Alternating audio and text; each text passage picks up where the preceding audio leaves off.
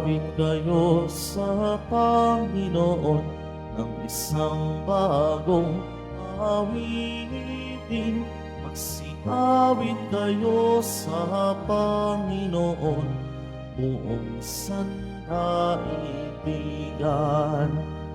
Awitan ang Panginoon at purihin ang kaniyang ngalan. Ipahayag ang kanyang pagliligtas sa lahat ng panahon.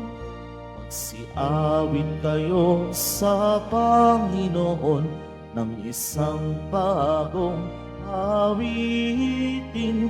Magsiawit kayo sa Panginoon, buong sandaigdigan.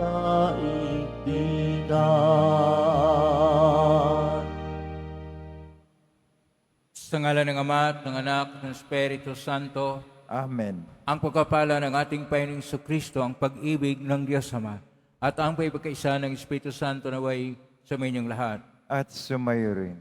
Mga kapatid, nasa Huwebes tayo ng unang linggo na pangkaraniwan ng ating pagdiriwang. Isama po natin sa misa natin ngayon ang mga intensyon para sa araw ngayon. Ang inyong mga intensyon kayong nalit sa loob ng Basilica Minor at Pamansang Nambana ni Jesus Nazareno. Ang mga intensyon ng mga nakiisa sa atin sa pamitan ng live streaming through Facebook Live, YouTube, X, Instagram, TikTok at iba pang social media dito sa ating bansa at iba't ibang dako ng mundo. Dagdagan natin ang ating intensyon para sa kapayapaan sa buong mundo, lalo tigit na sa Israel, Ukraine, Syria, Sudan at iba pang mga magulo na po. Mga kapatid, sa sulat sa mga Hebreo,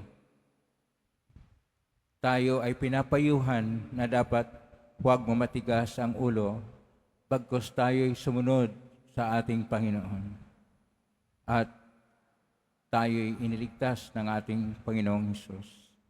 Sa ating Ebanghelyo ni San Marcos, pinagaling ng Panginoon ng isang kitungin at nagpapahayag ng mabuting balita para sa lahat. Tayo ay tinatawag na magsasaksi at magpatutuo ng ating pananalig sa Diyos. Ngunit sa mga sandali na tayo nagkukulang at nagkasala, aminin po natin ang ating mga kasalanan upang tayo maging marapat gumanap sa banal na pagdiriwang. Inaamin ko sa makapangyarihang Diyos at sa inyong kapatid na lubha ako nagkasala sa isip, sa salita, sa gawa at sa aking pagkukulang. Kaya sinasamo ko sa mahal na Birhen Maria, sa lahat ng mga anghel at mga banal, at sa inyong mga kapatid na ako ay panalangin sa Panginoong ating Diyos. Kaawaan tayo makapangyarihang Diyos, patawarin tayo sa ating mga kasalanan, at patawarin tayo sa buhay na walang hanggan. Amen.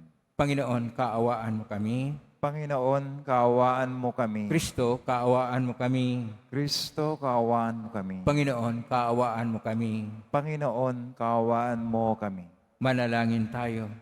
Ama naming makapangyarihan, ang iyong dumadalangin sambayanan ay matapat mo nawang lingapit sa baybayan, upang makita namin ang dapat gampanan, at para rito ay magkaroon kami ng kakayahan sa pangitan ni Kristo kasama ng Espiritu Santo magpa sa hanggan.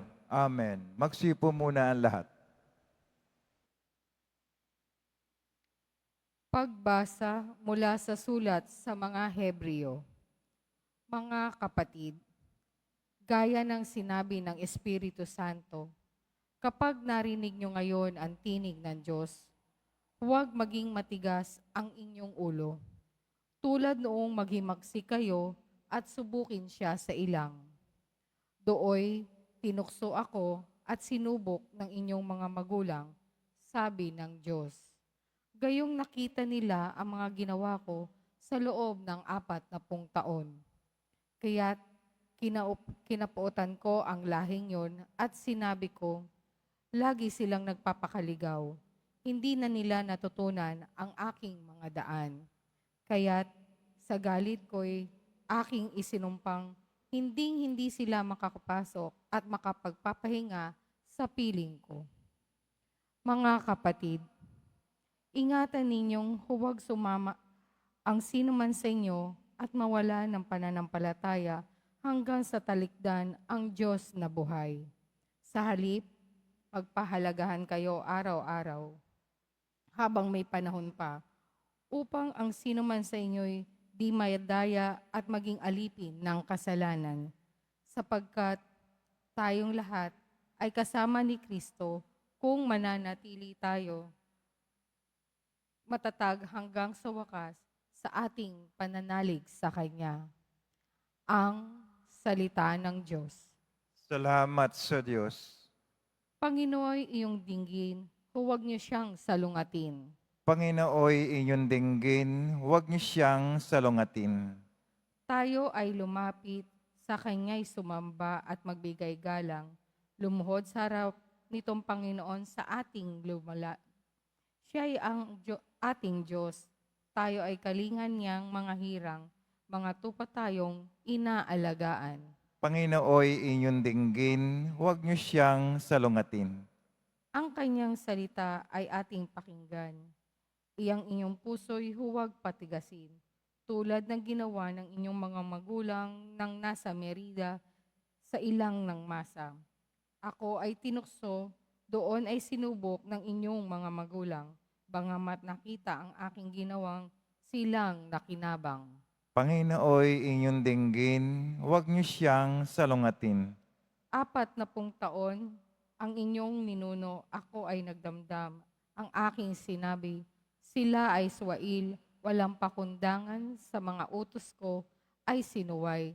Dahil sa galit ko, ako'y sumumpang di sila daratal sa lupang pangakong aking inilaan.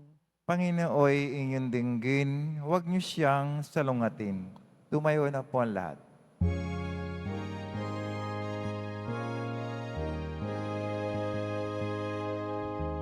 Hallelujah,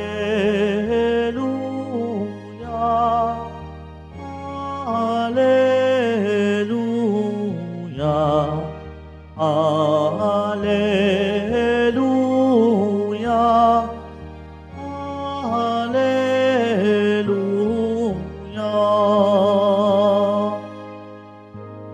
Ipinangaral ni Jesus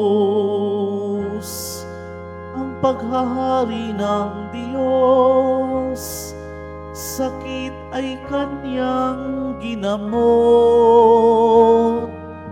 Hallelujah, Hallelujah,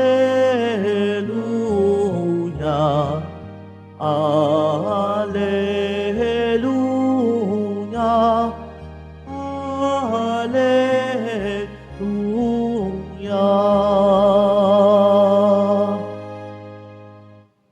Sumainyo ang Panginoon. At sumayo rin. Ang mabuting balita ng Panginoon ayon kay San Marcos. Papuri sa iyo, Panginoon. Noong panahong yon, may isang kitunging lumapit kay Isus na nikluhod at nagmakaawa. Kung ibig po ninyo'y mapagagaling ninyo ako. Nahabag si Isus at hinipo siya, sabay ang wika, ibig ko, gumaling ka. Noon di nawala ang kitong at gumaling ang tao. Pinaalis siya agad ni Isus matapos ang ganitong mahigpit na bilin. Huwag mong sasabihin ito kanino man, salip ay pasuri ka sa saserdote. Pagkatapos maghandog ka, ayon sa iniutos ni Moises, upang patunayan sa mga tao na ikaw ay magaling na. Ngunit umalis siya at bagkos ipinamalita ang nangyari. Ano pat hindi na hayagang makapasok ng bayan si Isus. Naroon lamang siya sa labas sa mga ilang na puok at doon pinagsasadya ng mga tao buhat sa iba't ibang dako. Ang mabuting balita ng Panginoon. Pinupuri ka namin, Panginoong Jesucristo. Magsipo muna ang lahat.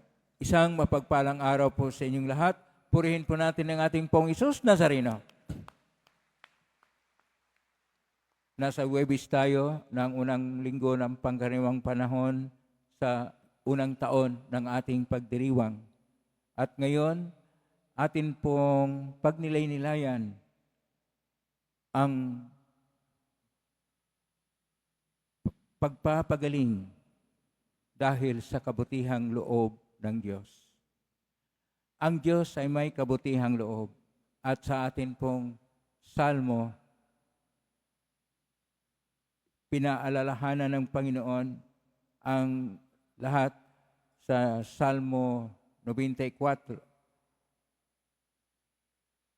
94 na ang Panginoon ay dapat dinggin, huwag salungatin ang kanyang kalooban. Pero sa sulat sa mga Hebreo, sinasabi na sinubok na ang Panginoon at sinuway pa ang kalooban ng Panginoong Diyos.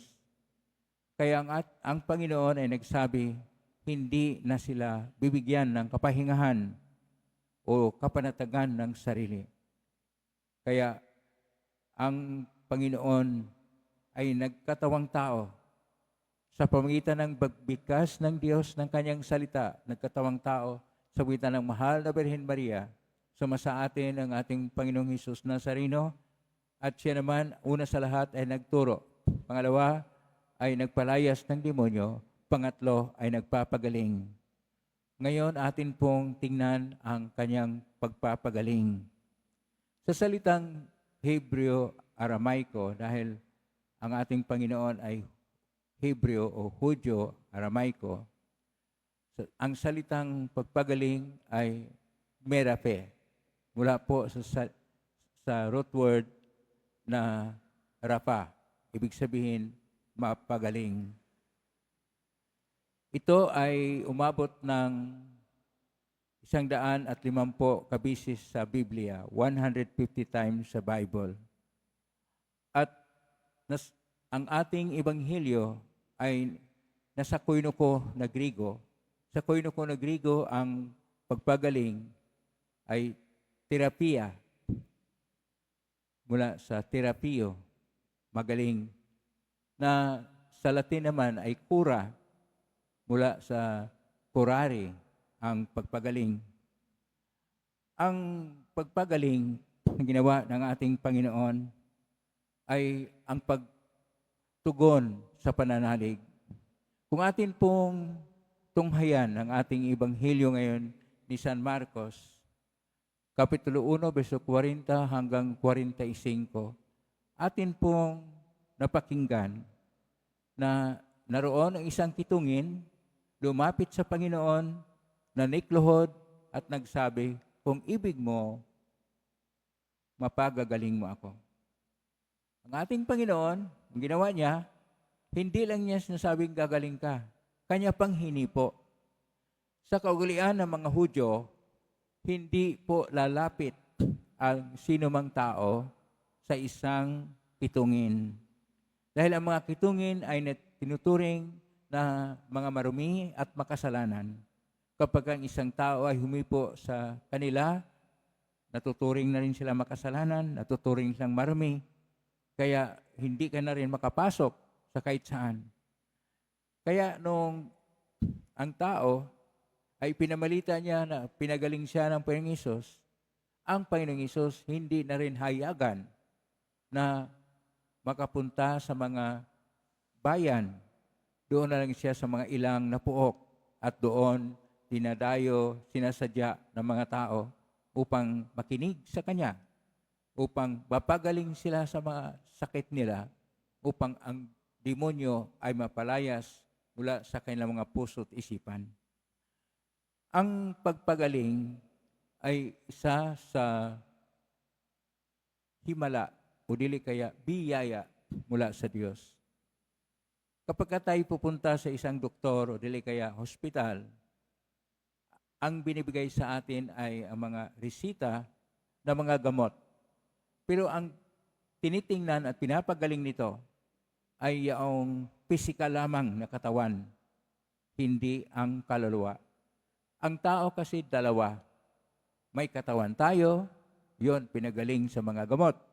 Pero may kaluluwa tayo, kailangan pagalingin sa pananalig. Yun ang ginagawa ng Panginoong Hesus. Pero mayroon rin tayong ibig sabihin, sakit na espiritual. Kaya kung sino pong gustong gagaling sa sakit na espiritual, pumalakpak ng malakas upang tayo ay pagalingin ng ating Panginoon at ang Panginoon siya maghari sa ating mga puso. Ang Panginoon ay siyang tunay na pagaling sa ating buhay. Siya ang magbigay kagalingan sapagkat siya ang Panginoon na pinagmulan ng lahat ng kabutihang loob. Ano man ang ating mga dinaramdam, physical, yan ay pagalingin ng mga doktor. Pero ang ating sakit na espiritual, Diyos lang ang siyang magpapagaling. Ay kailangan natin ang tulong ng ating Panginoon, magbalik loob tayo, magsisisi tayo, at mananalig sa Kanya at tayo'y magkaroon ng kagalingan sa buhay. Kaya nga, dinadayo itong Quiapo Church. Dahil ang pumupunta rito, kuminsan naglalakad palihod pa yung iba dahil gustong mapagaling. Pero ang pinagaling ng Diyos ay ang espiritual na bahagi ng tao, na napakahalaga po yun. At dahil sa pananalig ng iba, pati ang physical, kuminsan gumagaling din. Pero ang mahalaga na tayo ay napapagaling sapagkat ang Diyos ng kagalingan ay nagmamahal sa atin kailan may hindi tayo pababayaan ng Diyos. Anuman ang ating mga karamdaman, anuman ang mga dinaramdam natin na mga kinaan sa ating buhay, atin pong ipasa sa Diyos sapagkat siya lang ang tunay na kagalingan sa espiritual na bahagi ng ating pagkatao. At tayo ay pagalingin niya sapagkat mahal na mahal tayo ng Diyos. Amen? Purihin natin ng Diyos.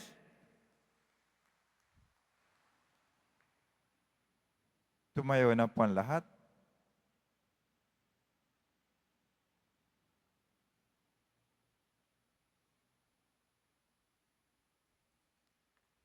Minamahal ko mga kapatid, naniniwala sa habag ng Panginoon, lumapit tayo ng may pananalig sa ating Amang nasa langit na ang ating mga panalangin ay pakikinggan. Atin pong itutugon. Amang mahabagin, pakinggan mo kami.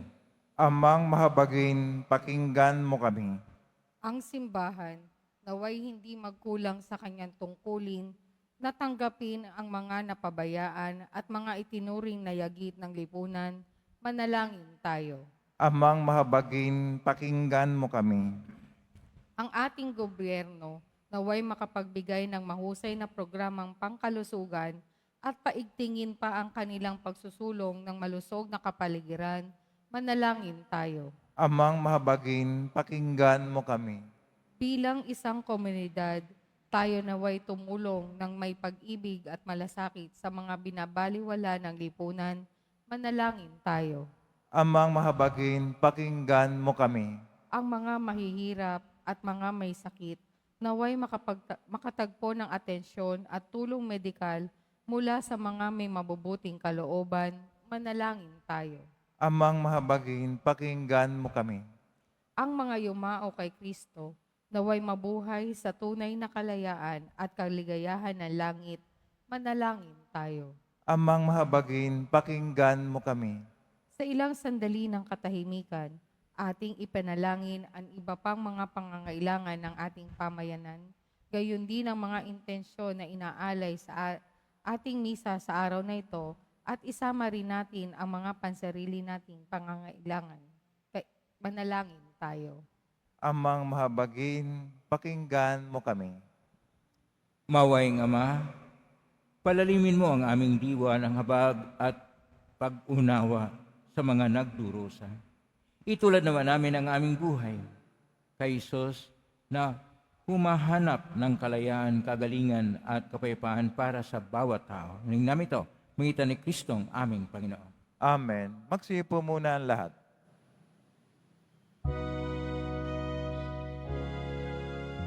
Ang maihahandog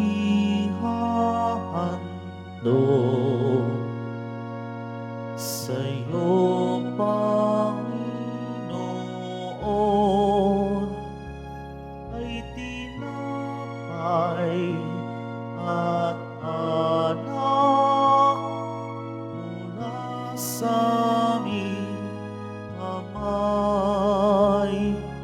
sa iyong kabutihan, aming iaalay ang tinapay at alak sa isak ng aming buhay.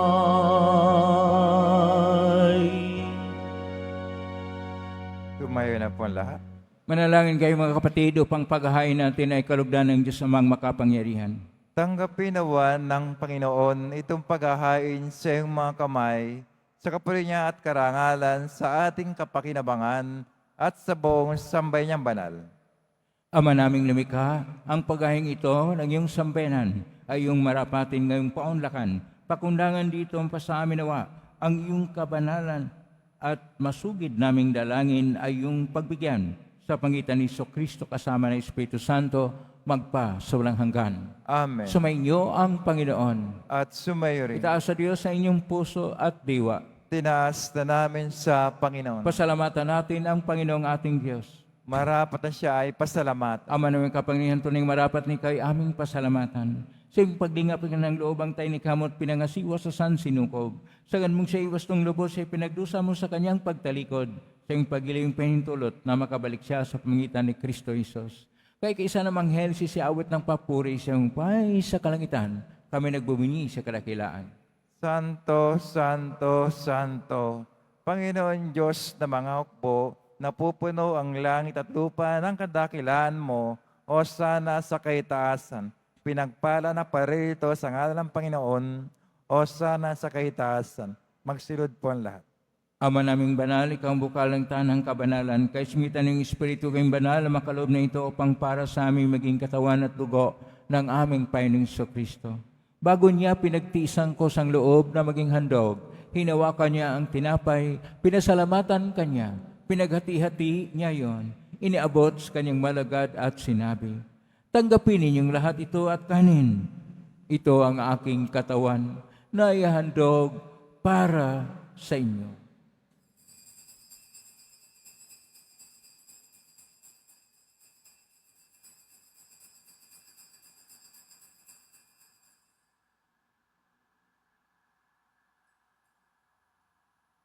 Kaya naman na matapos ang hapunan, hinawakan niya ang kalis, muli kanyang pinasalamatan. Inabot niya ang kalis sa kanyang malagad at sinabi, tanggapin ninyong lahat ito at inamin. Ito ang kalis ng aking dugo, ng bago at walang gangtipan. Ang aking dugo ni bubuhos para sa inyo at para sa lahat sa kapagpapatawad ng mga kasalanan. Gawin niyo ito sa pag-alala sa akin.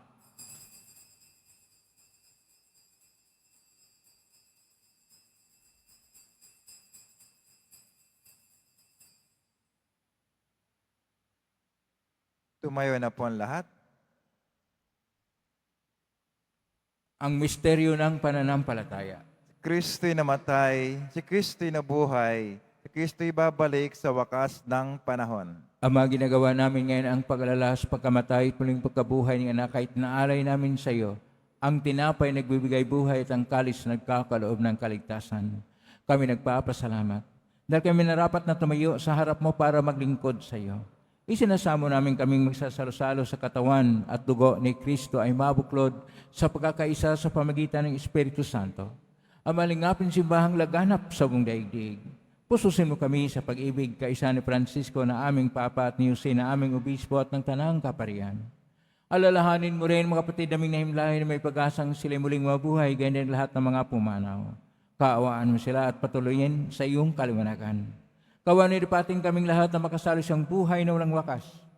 Kaisa ng mahal na Birhen Maria na Ina ng Diyos, ng kabiyak ng puso niyang San Jose, kaisa ng mga apostol, San Juan Bautista, San Roque, ni San Lorenzo Reyes ni Manila, ni San Pedro Calungsod at ang lahat ng mga banal na namuhay dito sa daigdig ng kalugod-lugod sa iyo, maipagdiwang nawa namin ang pagpupuri si karangal mo sa pangitan ng anak na aming Panginoong Hesukristo.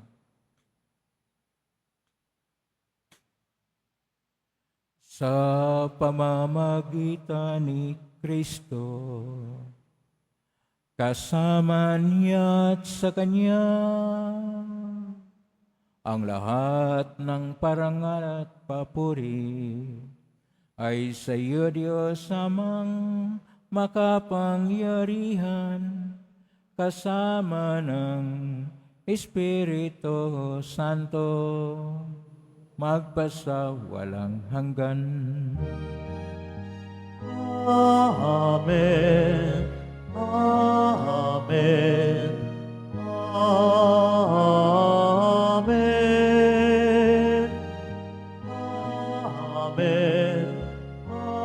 Amen.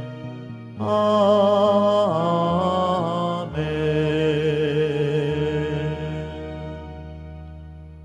Sa tagubilin ng kalaging na oto sa turo ni Jesus na Panginoon natin at Diyos, ipahayag natin ang lakas loob.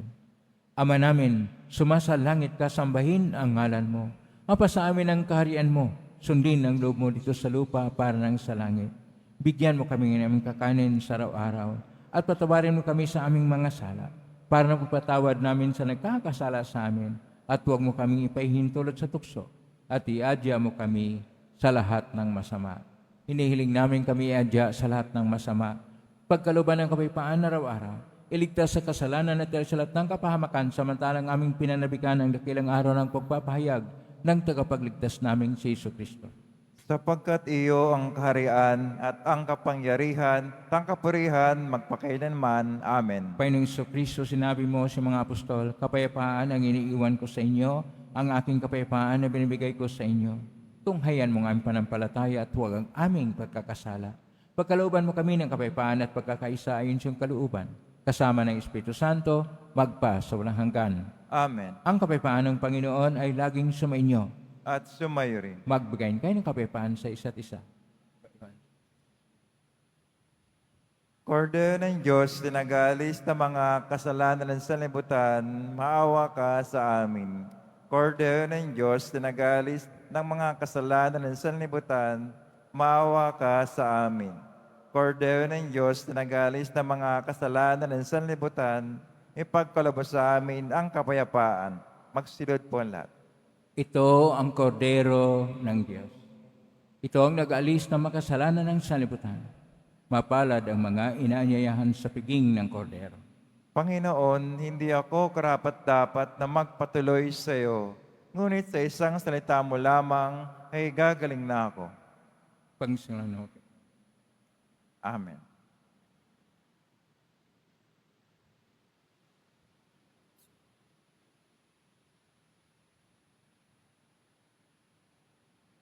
Para sa lahat ng tatanggap ng banal na komunyon, sasagot po tayo ng amen, pagkasabi ng pare o lay minister ng katawan ng Kristo, at subog at bibig bago umalis pa ng pare o lay minister. Sumunod po tayo.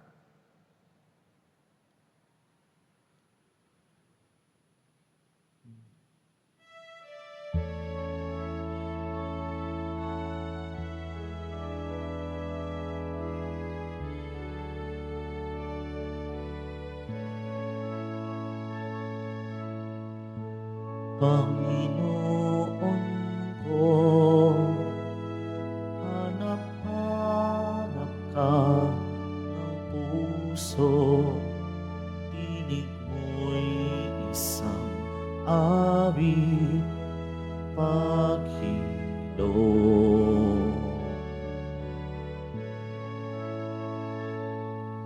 Ang baling ng aking diwa ay sa'yo, wag nawang pababayaan masipalo. Ikaw ang buntong hininga ng buhay, dulot mo'y kapayapaan, pag-ibig.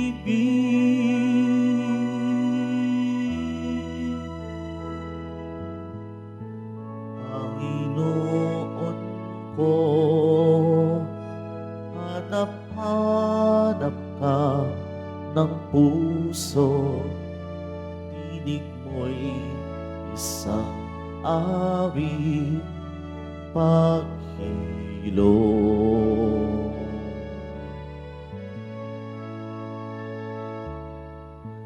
Panginoon ko, hanap-hanap ka ng puso, tinig mo'y isang awit, paghilom.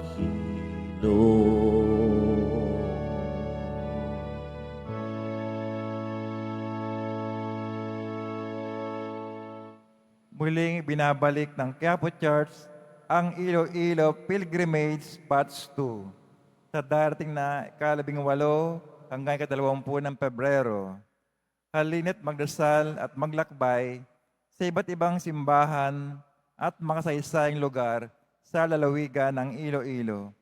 Ang mga flyers ay available sa ating information guard katabi ng ating finance office. Maaari din kayong tumawag sa numerong 0927-819-5959 para sa karagdagang impormasyon. Ito po ay limited slots only. Pagkatapos ng misa, wiwisikan po ang lahat ng banal at tubig. Pinakikiusapan ng lahat na malatili lamang muna sa inyong mga lugar, tanging sa Quezon Boulevard o sa plaza sa naman lamang ang labasan ng lahat. Sumunod po tayo. Maraming salamat po sa inyong pagdalaw at pagsisimba sa Basilica Menor at Pambansang Dambana ni Jesus Nazareno. Tumayo na po ang lahat. Manalangin tayo. Ama naming mapagmahal, hiling namin kami pagbigyan, pakundangan sa iyong dulot na pakikinabang. Ipagkaloob mong ikaw ay aming paglingkuran sa pangitan ni Jesucristo kasama ng Espiritu Santo, magpa sa walang hanggan. Amen.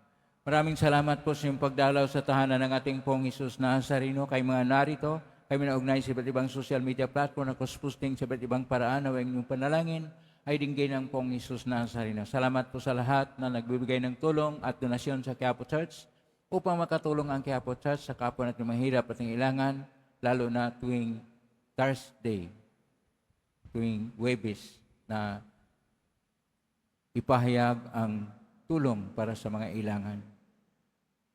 Salamat sa lahat ng mga naglilingkod na ito yung pagpahayag ng inyong panampalataya, pagpatotoo ng inyong pagmamahal sa ating Panginoon. Pagpalain nawa kayo palagi ng Panginoong Diyos. Palakpakan natin lahat ng mga naglilingkod, lahat ng mga narito, lahat ng mga tumutulong sa atin, lahat ng naugnay sa atin na may ang Diyos ay magpapala sa inyo, mga bayang siksik, liglig at nag-uumapaw. Ang atin pong tema ngayon ay ang pagpapagaling. Dahil pinagaling ng ating Panginoong Hesus ang isang kitungin na sa salita niya ay merafe. Salitang Hebrew yan, merafe. Na sa salitang koinoko na Grigo, terapia, salitang Latin, cora, at sa English, healing, sa ating salita, pagpapagaling. Ang tunay na kagalingan ay mula sa Diyos. Tayo po'y manalig sa Kanya. Ngayon po ang pasbas. Mangyari po namin itaas bagya, mga bagay na pasbasan. Sumainyo ang Panginoon. At sumayo rin. Mahal na pong Isus Nazareno, inagbasa ng cross ang walang maloy na pag-ibig ng Diyos sa sangkatauhan. Pakinggan mong kilingan ka na nagsusumamo sa iyo. Pagkikan mo ang kahilingan lalo na para sa mga nangailangan ng iyong tulong at awa. Makamtan nawa namin ang iyong kasagutan na may utang na loob na tinatanaw. Pagpasandi po ninyo ang mga imahin at dasalan upang lalo kaming manalangin at magtiwala. Sa pamagitan ng benisyon nito, naway lalo kaming maging mapaglingkod, masunurin at tapat sa iyo na aming malhating Panginoon magpa sa walang hanggan. Amen. Pagpalain kayo makapangyarihang Diyos, Ama at Anak at Espiritu Santo. Amen. May kingtaglayang kapipaan, pag-ibig at pag-asa ng pong Isus Nazareno. Salamat sa Diyos. Purihin natin ating pong Isus.